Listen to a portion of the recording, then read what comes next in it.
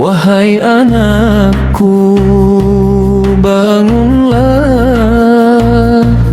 azan subuh telah berkumandang. Bersegera bersihkan dirimu, mari kita berangkat ke masjid. Sesungguhnya sholat subuh itu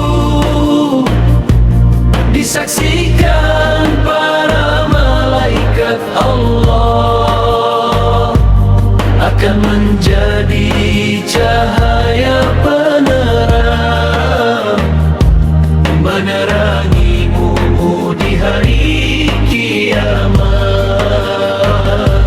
Sesungguhnya sholat subuh itu menghindarimu dari sifat munafik, pelindungmu dari api neraka,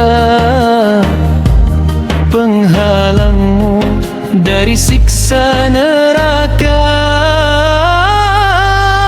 Wahai anakku, bangunlah, waktu subuh pembuka rezekimu,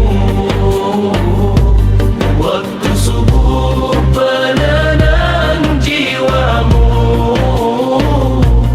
pembeda orang mukmin dan munafik. Sesungguhnya sholat subuh itu disaksikan para malaikat Allah, akan menjadi cahaya penerang, menerangimu di hari kiamat.